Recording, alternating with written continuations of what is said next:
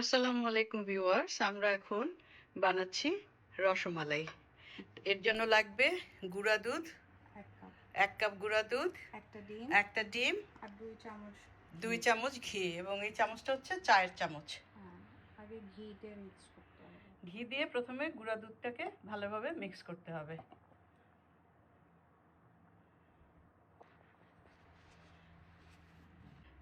দুধের সাথে ঘি মেশানোর পরে এখন ডিমটাকে ভালোভাবে মিক্স করতে হবে। অল্প অল্প করে ঢেলে তারপরে মিক্স করব।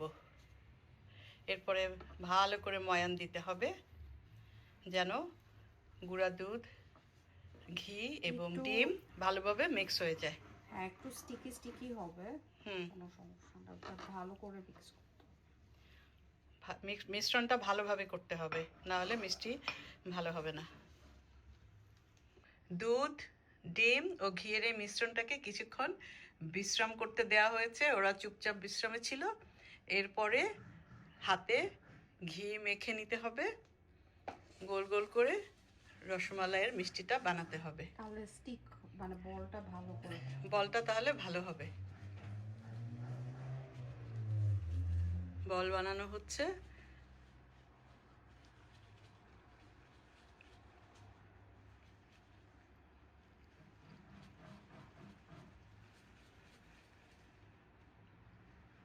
চেপে চেপে সুন্দর করে বল বানাতে হবে। এভাবে সবগুলো দুধের মিশ্রণ থেকে বল বানানো হবে। তো এভাবে একে একে সবগুলো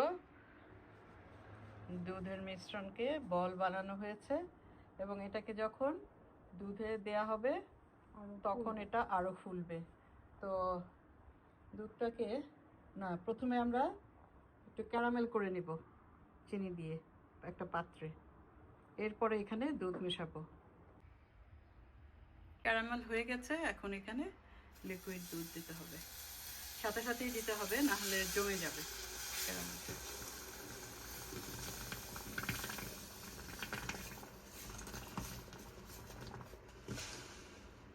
যেহেতু আমরা ব্রাউন সুগার ইউজ করেছি, অবশ্য ব্রাউন সুগার না দিলেও সাদা সুগার দিলেও ক্যারামেলের পরে রঙটা এরকমই হয়ে যায়।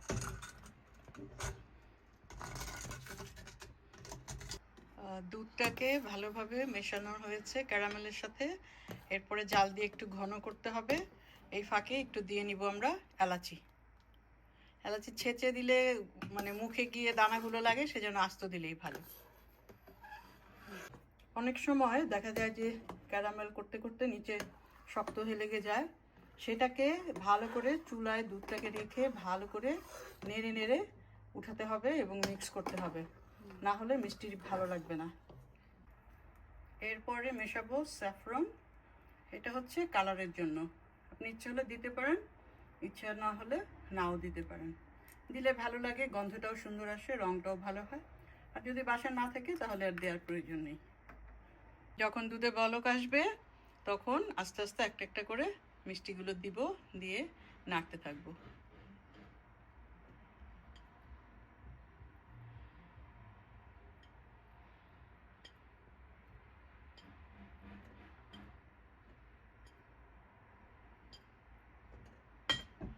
সবগুলো মিষ্টি দুধের মধ্যে দেয়া হয়ে গেলে আস্তে আস্তে করে নাড়তে থাকবো যতক্ষণ পর্যন্ত মিষ্টিগুলো ফুলে উপরে উঠে না আসবে, ততক্ষণ পর্যন্ত নাড়বো। এই সময় আপনারা চুলার পাশেই থাকবেন, কারণ নাড়তে হবে অনবরত। আর না হলে দুধ উতলিয়ে আপনার চুলা নষ্ট হবে, আশেপাশে সব নষ্ট হবে, মিষ্টি হবে না। মিষ্টিগুলো দেখা যাচ্ছে এখন জাম্পিং শিখে গেছে ওরা, এই দুধের উপর লাফ দিয়ে উঠছে। তাহলে ওই ক্যারামেল করা দুধের কালারটা কি সুন্দর এসছে এবং মিষ্টিগুলোও ফুলে উঠেছে, বোঝা যাচ্ছে। তার মানে এটা ডান, সুন্দরভাবে হয়ে গেল আমাদের রসমালাই। রসমালাই বানাতে কিন্তু খুব একটা খরচও লাগে না, খুব একটা কষ্টও নয়, কিন্তু তারপরও বাংলাদেশে দোকানগুলোতে রসমালাইয়ের দাম অনেক বেশি রাখা হয়। তাহলে আপনারা যারা এই ভিডিওটা দেখছেন নিজেরা বানিয়ে বানিয়ে খাবেন, আর কিনতে হবে না। ঠিক আছে, ওকে। এই হচ্ছে মিষ্টির ফাইনাল লুক। দেখুন কি সুন্দর হয়েছে রংটা, আশা করি সবাই রেসিপি দেখে বাসায় বানিয়ে খাবেন, দোকান থেকে আর কিনতে হবে না। আর যারা প্রবাসে আছেন তারা আর দোকানে পাবেন কোথায়, নিজেরাই বানিয়ে বানিয়ে খাবেন। এনজয়।